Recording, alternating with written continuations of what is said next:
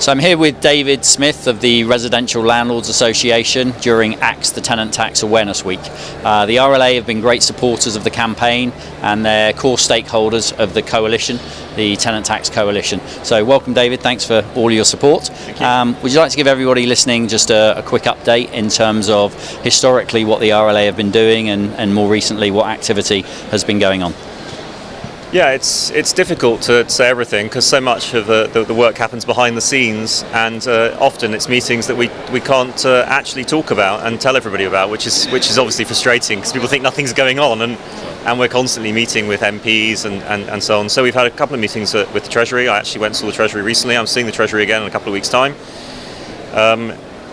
Progress is slow, to say the least. We're continuing to point them, though, to the experience of the Irish Republic, which has flirted with mortgage interest relief and is now rolling back on it and can't quite make up its mind whether it should do it or not, but has certainly taken a more relaxed view than we have here.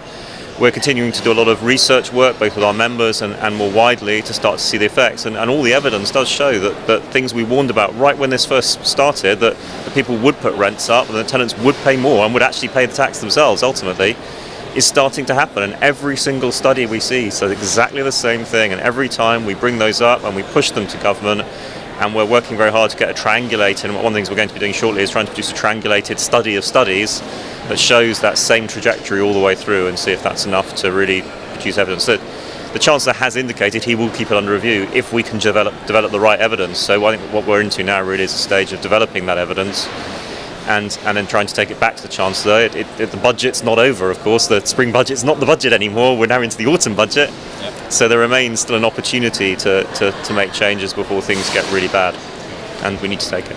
Great. Yeah, that's brilliant. And you've been working hard, contacting a lot of members by phone over recent months and getting them to try and either write or meet their MP. Is that right?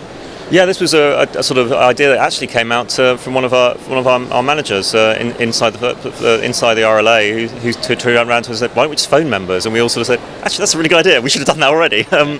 And one of the big problems, of course, is trying to get members to speak to their MPs, because MPs listen to people like yourself and me, and they say, "Oh, lobbyist, whatever." They're always going to say that. They really need to see their own constituents turning around to them and saying, "This is a problem for me personally, and this is my response to it." And we've done a lot of email and stuff, but people don't really engage with that enough. So we actually phoned people directly, and we got promises from a fairly large number of them that they would go and see people. They did go and see MPs, and it's really led to a lot more push. And I can't emphasise enough that you can write as many email and letters as you like, but going and seeing someone face to face with your figures, with your tenancy agreements, with a clear calculation of what your tax position is going to be and what you're doing with your rent, well, 5 of those is worth 50 of my visits to the Chancellor or anybody else. Absolutely right, yeah. What would you encourage, aside from meeting MP and contacting MPs, anybody watching, what would you be encouraging them to do as landlords? I think they need to look at their tax position, and they need to respond to the surveys and provide that evidence back to the main bodies, whether it's to us or to their own landlord body or directly to you guys. We need the evidence that shows this is having an effect. So if people are increasing rent because of this, if they've done the tax calculations, we'd like to see, obviously, somewhat redacted version of those calculations. We'd like to see what you're proposing to do with rent. We'd like to see evidence that you're actually doing it and why you're doing it. If you're telling tenants why if you are increasing rent, you should tell your tenants why as well, because they have to get on board. We have to get pressure from that side of the market as well. We're not getting enough of that yet.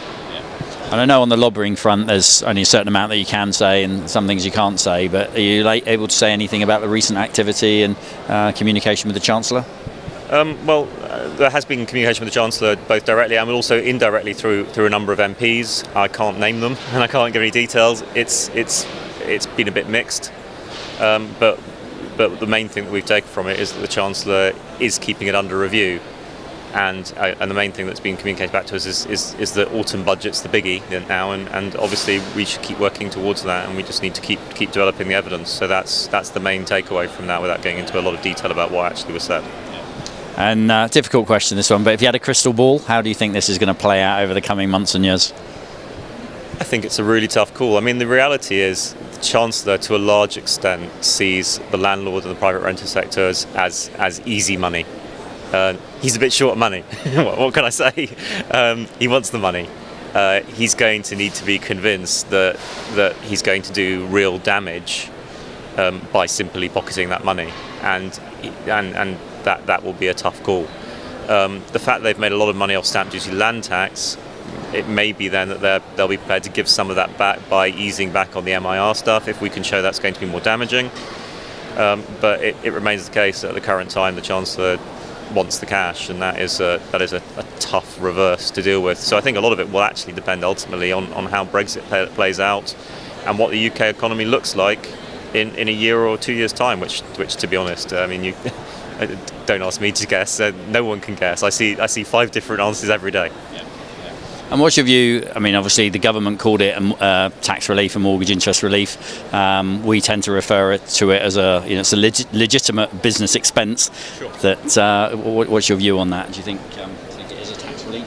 I think the government needs to make up its mind.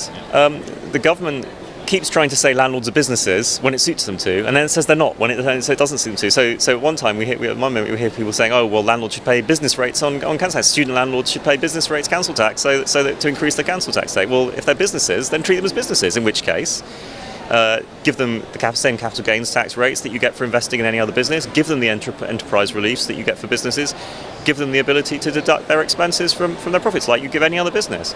Alternatively, say it's not a business, in which case, no, we won't pay business rates on council tax, and we won't be dealt with as businesses, and you can have mortgage interest relief. So, make up your mind.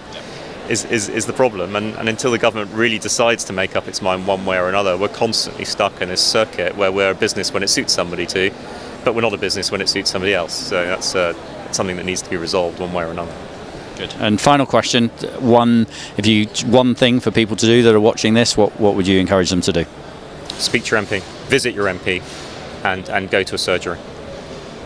Brilliant. So it's David Smith from the RLA. Thanks very much, David, for your support. Thanks for the interview. Keep watching out for the next video that's coming soon.